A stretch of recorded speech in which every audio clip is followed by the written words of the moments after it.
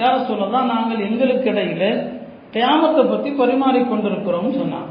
அப்ப நபி ஸல்லல்லாஹு அலைஹி சொன்னாங்க, நீங்கள் பரிமாறிக்கொண்டிருக்கிற அந்த கியாமத் என்பது 10 பெரிய அடையாளங்கள் வராமல் நிகழாதுன்னு சொன்னாங்க. 10 பெரிய அடையாளங்கள் என்ன?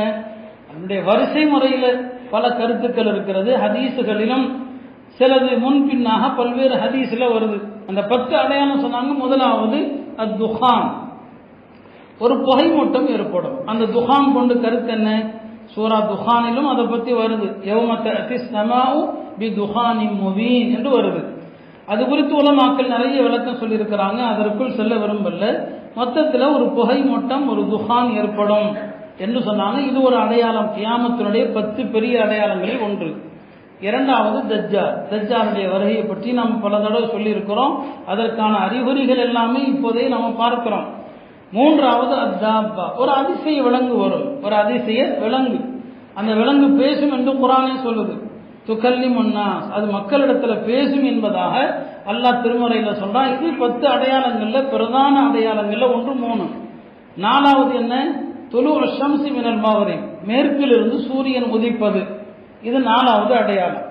5வது நுசூல் ஈசா இப்னு மரியம், ஹஜ்ரத் ஈசா அலைஹிஸ்ஸலாம் பூமிக்கு வருவாங்க. 6வது யஜூஜ் மாஜூஜுடைய வருகை. 7வது 8வது 9வது. இந்த 3 அடையாளங்கள் என்னன்னு சொன்னா, உலகத்தில் 3 பெரிய நிலப்பரப்புகளில் பெரிய நிலநடுக்கம் ஏற்படும்.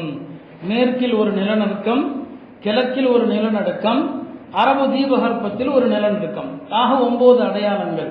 10வது ஒரு பெரிய நெருப்பு, மக்களை எல்லாம் விரட்டி செல்கிற ஒரு நெருப்பு ஏற்படும்.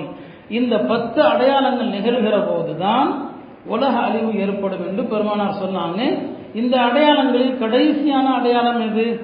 பலவிதமான கருத்துக்கள் உலமாக்களிடத்தில் இருக்கிறது. அந்த கடைசி அடையாளம் ஏற்படுகிற போது மக்கள் பலவிதமான பணிகள் இருப்பாங்க. அப்பதான் முதல்ல என்னங்க, சூர் ஊதப்படும். பெருமானார் ஸல்லல்லாஹு அலைஹி வஸல்லம் அவர்கள் சொன்னாங்க, சூர் ஊதுவதற்கென்று அல்லாஹ் ஒரு மலக்கை படைச்சிருக்கிறான், இஸ்ராஃபீல்.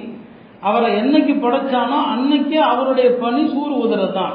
அவர் கையில கொம்பு, எக்காலம் என்றும் சொல்லுவாங்க, கொம்புன்னு சொல்லுவாங்க. அதை அவர் கையில அல்லாஹ் கொடுத்துட்டான். அது அவர் வாயில வச்சமேனுக்கு தான் இருக்கிறார். என்னைக்கு அல்லாஹ் அவரை படைச்சானோ அதிலிருந்து அந்த சூரை வாயில வச்சுக்கிட்டு அவர் அரிசை மட்டும்தான் பார்த்துக்கிட்டே இருக்கிறாராம்.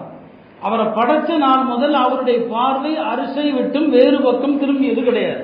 அவர் பார்வையை தாழ்த்தினது கிடையாது. ஏன்னா அவர் பார்த்துக்கிட்டு இருக்கிறார், எப்போ ஏவப்படும் சூர் ஊதலாம் என்று. இப்ப என்னைக்கு அல்லாஹ் அவரை படைச்சானோ அன்று முதல் அவரை வாயில வச்சுக்கிட்டு தான் இருக்கிறாருன்னு சொன்னாங்க.